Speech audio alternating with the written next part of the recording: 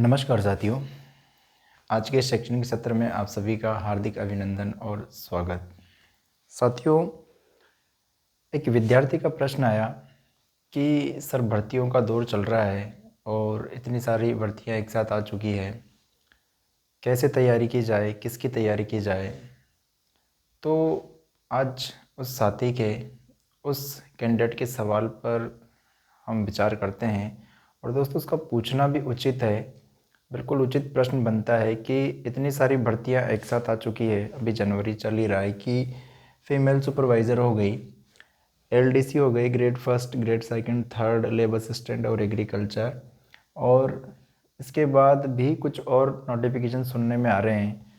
तो इतनी सारी भर्तियों में हम कैसे सामंजस्य बिठाएं और किस तरह से तैयारी करें कि हम जिस टारगेट को सुनिश्चित कर रहे हैं, जिस टारगेट के लिए आए हैं, वो अच्छे से हमें प्राप्त हो, उसमें हमारा प्रदर्शन बहुत अच्छा सा रहे। तो साथियों, मैं कुछ अपने विचार रखना चाहूँगा इस मुद्दे पर। अगर इस तरह का दौर है हमारे सामने कि बहुत सारे नोटिफिकेशन आ चुके हैं, तो सबसे पहले हमें क्या करना है कि हम हमारा लक्ष्य तय करें कि हमें किस ग्रेड की या किस श्रेणी की तैयारी करनी है। ये विशेष बिंदु दोस्तों ध्यान रखें। यदि एक साथ इतने सारे नोटिफिकेशन देखने को मिले तो हम हमारा लक्ष्य तय कर लें कि हमें इस वाली भर्ती की तैयारी करनी है। जब तक हम ये तय नहीं करेंगे दोस्तों, तब तक हम भ्रमित रहेंगे। क्या रहेंगे दोस्तों? भ्रमित रहेंगे कि मुझे किसकी तैयारी करनी है और किसकी नहीं करनी है। एक महीना मैं वो पढ़ लूँ, एक महीना वो पढ़ लूँ। ऐसे करते करते अगर आपका समय ऐसे निकलता जाएगा तो फिर आप कहीं के नहीं रहोगे। तो उससे बढ़िया है दोस्तों कि आप पहले ही अपना लक्ष्य तय कर ले कि मुझे इनमें से किसी एक ग्रेड की तैयारी करनी है।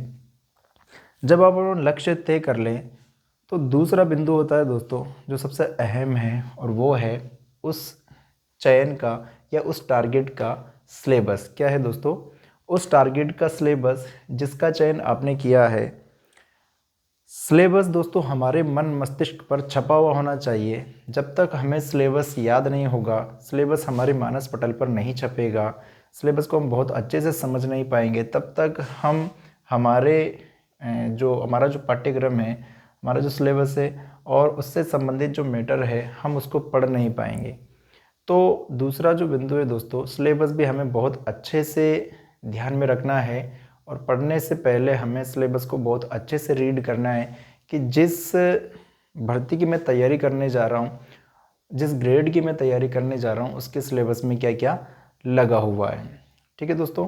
तो सिलेबस विशेष तौर से ध्यान रहे कि आप किसी भी ग्रेड का चयन करें और उसके पश्चात आप उससे संबंधित सिलेबस ज़रूर निकलवाएं कि मेरे सिलेबस में क्या क्या लगा हुआ है और मुझे क्या क्या पढ़ना है। नहीं तो कभी कभी ऐसा भी होता है दोस्तों कि बहुत से विद्यार्थी ऐसे ही पढ़ने बैठ जाते हैं और आउट ऑफ सिलेबस भी चले जाते हैं पढ़ते पढ़ते, जो किसी काम का नहीं होता है।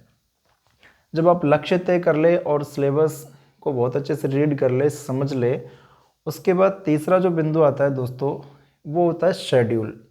क्या होता है? शेड्यूल। शेड्यूल जरूर बनाए अपने पढ़ने का, क्योंकि विदाउट शेड्यूल भी हम यदि पढ़ते हैं तो उसका भी कोई सेंस नहीं निकलता है, कोई सार नहीं निकलता है।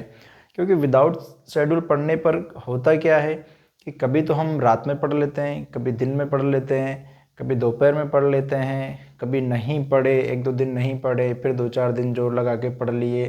तो ये पढ़ने का सही तरीका नहीं है दोस्तों। यदि हम सिस्टम से पढ़ें कि मुझे दिन में पढ़ना है या मुझे रात में पढ़ना है या मुझे रात और दिन दोनों के बीच में, जैसे भी आपको उचित लगे, लेकिन एक सिस्टम होना चाहिए, एक तरीका होना चाहिए पढ़ने का, ताकि आपका मन मस्तिष्क भी काम करे कि यार मुझे इस समय पर ये विषय वस्तु पढ़नी है। तो आप अपना टाइम टेबल निश्चित करें और शेड्यूल के अकॉर्डिंग ही पढ़ाई करें। जब आप इन तीन बिंदुओं पर अच्छे से निर्धारित कर ले कि मैंने लक्ष्य तय कर लिया है, सिलेबस बहुत बहुत अच्छे से रीड कर लिया है और शेड्यूल भी मैंने बना लिया है कि मुझे क्या पढ़ना है, और कितना पढ़ना है, कब पढ़ना है और कैसे पढ़ना है। जब आप शेड्यूल अपना ले, उसके बाद हमारा जो अगला बिंदु है दोस्तों, वो है कि आपको समय कितना मिल रहा है। क्या है दोस्तों? समय कितना मिल रहा है। सबसे अच्छा बिंदु है दोस्तों मेरे हिसाब से कि समय कितना मिल रहा है।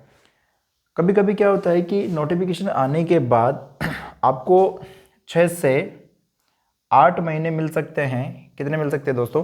6 से 8 महीने आपको मिल सकते हैं।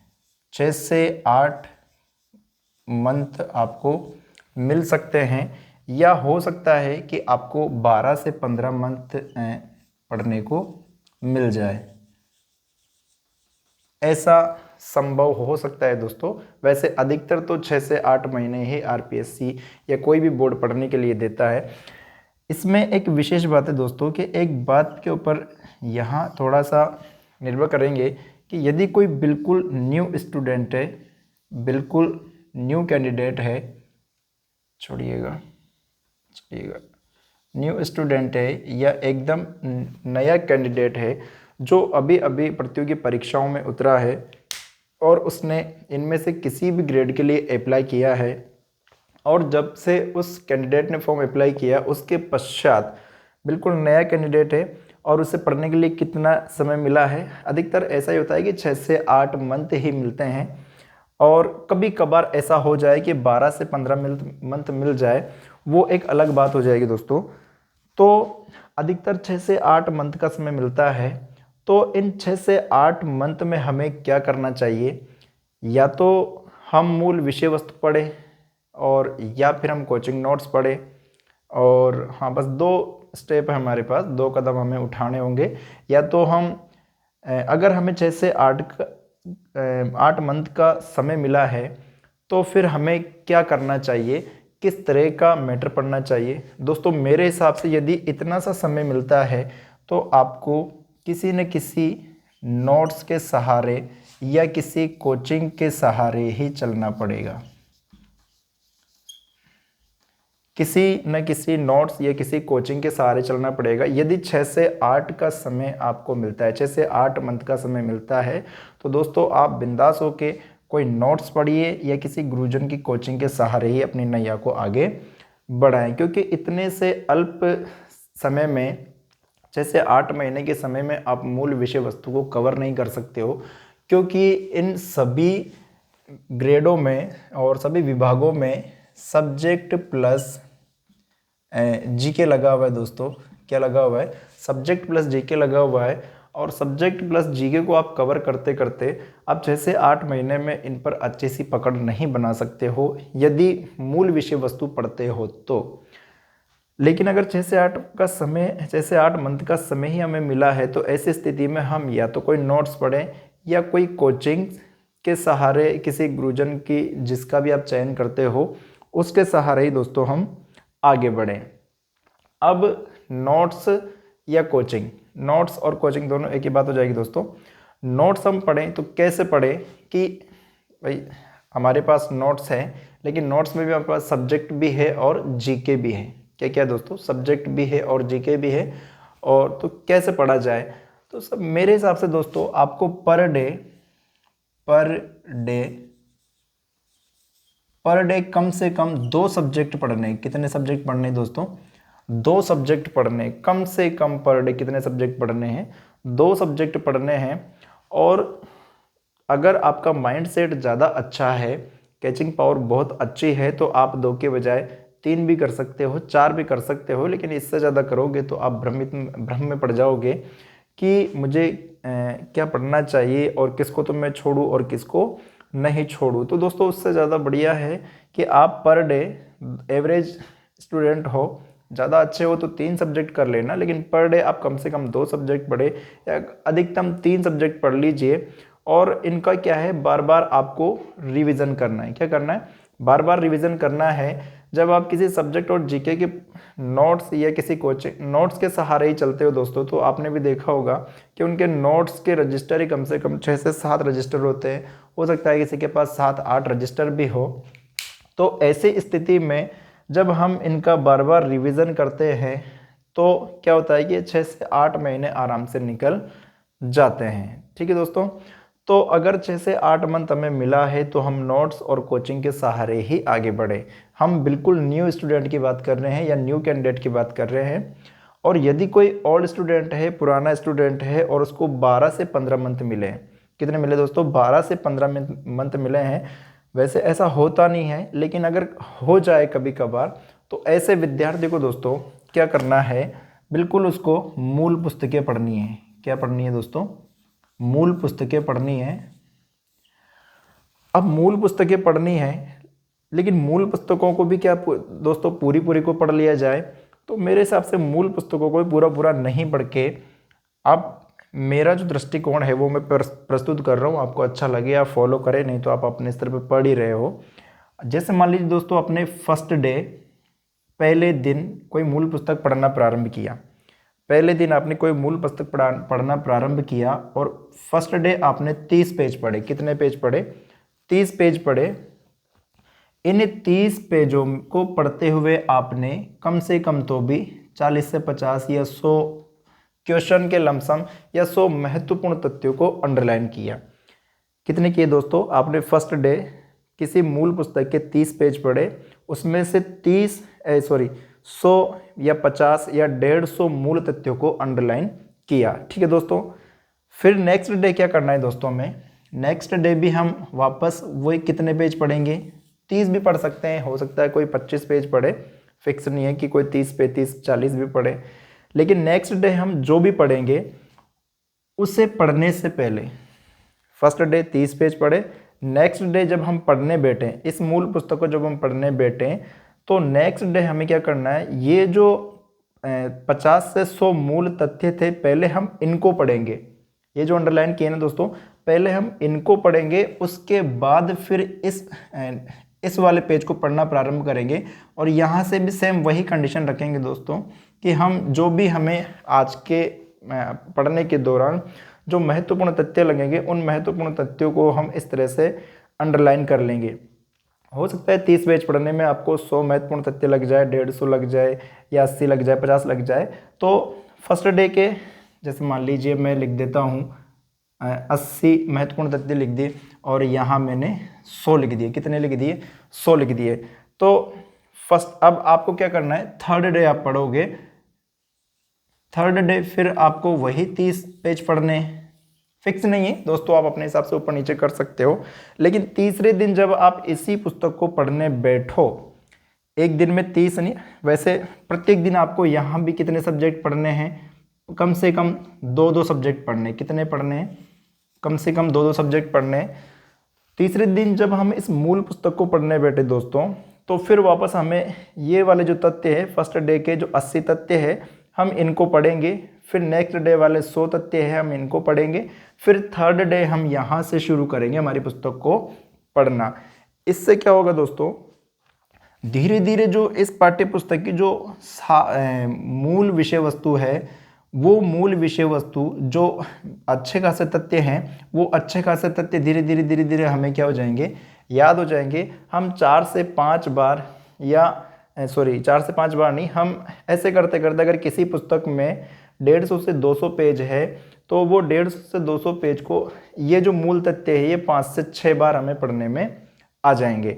ठीक है दोस्तों। तो इस तरह से आप पढ़ोगे तो इसके जो मूल तथ्य वो आपको याद हो जाएंगे, और 2 से 3 बार या 3 से 4 बार आप इस संपूर्ण पुस्तक की रीडिंग कर लोगे तो ये पुस्तक बहुत अच्छे से आपको समझ में भी आ जाएगी। इसके साथ साथ दोस्तों क्या करना है, ये तो हो गई, यदि आपको 6 से 8 का समय मिलता है तो इस तरह से पढ़ेंगे, और 12 से 15 मंथ का समय मिलता है तो आप इस तरह से पढ़ाई कर सकते हो। इसके साथ साथ क्या करना है, मैं वापस इन्हीं 2 बिंदुओं पर चर्चा करूंगा। यदि आपसे 6 से 8 मंथ का समय मिला है तो आप नोट्स के सहारे पढ़ रहे हो, तो इसके साथ साथ आपको क्या करना है, जो प्रीवियस ईयर के क्वेश्चन पेपर हैं, प्रीवियस ईयर के क्वेश्चन पेपर को अनिवार्य रूप से देखना है। यदि प्रीवियस ईयर के क्वेश्चन पेपर को आप नहीं देखते हो तो दोस्तों आपका जो मैटर है, जो नोट्स है, उसको पढ़ना आसान रहेगा, लेकिन इसमें से किस तरह के प्रश्न आएंगे ये चीज़ हम क्लियर नहीं कर पाएंगे, समझ में नहीं आएंगी। तो इसको समझने के लिए हमें प्रीवियस ईयर के क्वेश्चन पेपर अनिवार्य रूप से देखना है दोस्तों। यदि हम प्रीवियस ईयर के क्वेश्चन पेपर को नहीं देखेंगे तो हम बहुत बड़ी दुविधा में पड़ जाएंगे और एग्ज़ाम में हम अच्छा प्रदर्शन नहीं कर पाएंगे, क्योंकि प्रीवियस ईयर के क्वेश्चन पेपर हमारी मानसिकता को बहुत सकारात्मक रखते हैं और एकदम क्लियर रखते हैं कि अतीत में किस तरह के प्रश्न पूछे गए थे और इन फ्यूचर किस तरह के प्रश्न पूछे जा सकते हैं। 12 से 15 मंथ वालों में भी दोस्तों सेम कंडीशन रहेगी। यहाँ भी हमें PYQ हल करने हैं। जितने ज़्यादा हम PYQ हल करेंगे उतनी ही ज़्यादा हमारी विषय वस्तु पर पकड़ बनती जाएगी और हमारा आत्मविश्वास मजबूत होता जाएगा। ठीक है दोस्तों, तो यदि आपको इस तरह का समय मिल रहा हो तो आप इस तरह के इस फॉर्मूले का उपयोग कर सकते हो। वैसे मेरे हिसाब से मुझे सही लगा। और अंतिम बिंदु पर मैं बात करूंगा दोस्तों, वो भी क्या होगा, PYQ होगा। 4 हो गए दोस्तों, ये मैं यहाँ लिख रहा हूँ। 5वां भी क्या है, मेरा PYQ है।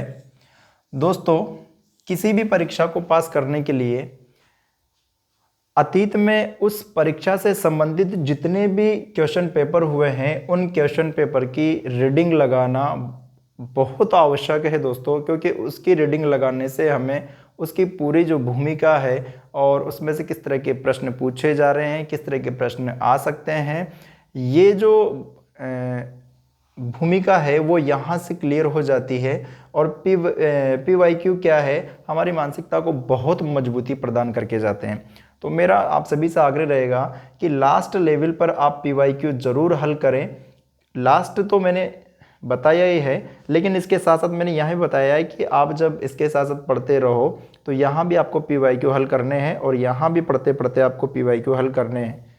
ठीक है दोस्तों, और लास्ट में जब आप सब कुछ से इनसे फ्री हो जाओ तब लास्ट में आपको बहुत अच्छे से, लगभग मेरे हिसाब से तो वीकली तो है ही सही दोस्तों, लेकिन आप प्रत्येक 3 दिन में एक क्वेश्चन पेपर हल करें। क्या करें दोस्तों, एक क्वेश्चन पेपर हल करें। प्रत्येक 3 दिन में एक क्वेश्चन पेपर हल करें। ये हमारी स्ट्रेटजी रहनी चाहिए दोस्तों। ये मेरे अकॉर्डिंग एक पढ़ाई का तरीका था। अगर आपको अच्छा लगे तो आप इसको फॉलो करें, और नहीं लगे तो आप अपने स्तर पर अपने गुरुजी के संपर्क में, अपने परिजनों के संपर्क में, जो आपको उचित मार्गदर्शन कर रहे हैं वो आपको बताए रहें। अगर आपको लगता है कि उनके मार्गदर्शन में रहने से आपको ज़्यादा बेस्ट मिल रहा है तो आप बिल्कुल उनको फॉलो करें। आपको लगता है कि ये तरीका अच्छा तरीका है तो आप इसको भी फॉलो कर सकते हैं। तो दोस्तों इस वीडियो को आगे से आगे शेयर करें और अपने परिवारजनों को, अपने मिलने वालों को इस तक पहुंचाएं ताकि इसका लाभ उन लोगों को भी मिलता रहे। मिलते हैं अगले वीडियो में, तब तक के लिए नमस्कार।